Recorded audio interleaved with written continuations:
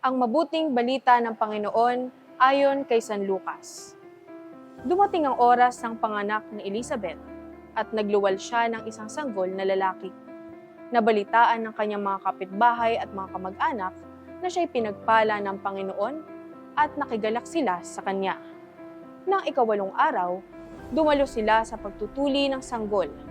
Zacarias sana ang ipangangalan sa kanya, gaya ng kanyang ama, ngunit sinabi ng kanyang ina, "Hindi, Juan ang ipangangalan sa kanya." Subalit wala isa man sa iyong mga kamag-anak ang may ganyang pangalan, wika nila.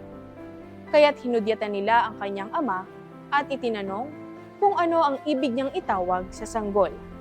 Humingi siya ng masusulatan at sumulat ng ganito, Juan ang kanyang pangalan, at namangha silang lahat.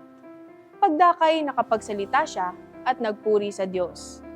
Natakot ang lahat ng kanilang kapitbahay, ano pat naging usap-usapan sa buong kaburulan ng Judea ang mga bagay na ito. Pinakaisip-isip ito ng lahat ng nakaalam at ang kanilang tanong, magiging ano nga kaya ang batang ito? Sapagkat maliwanag na sumasa kanya ang Panginoon. Ang mabuting balita ng Panginoon.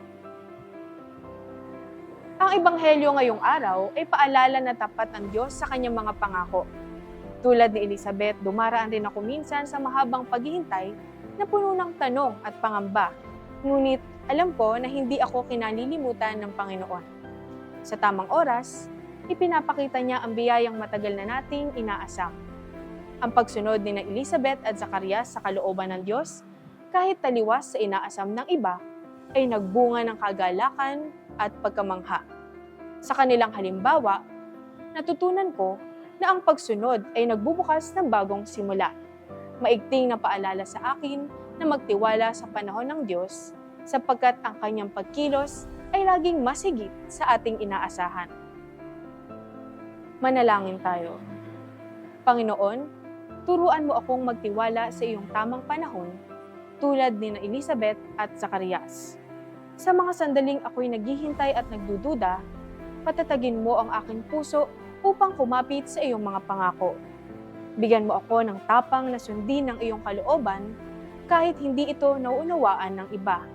Naway makita ko ang iyong pagkilos sa aking araw-araw na buhay at kilalanin ng iyong mga biyayang dumarating sa tamang oras.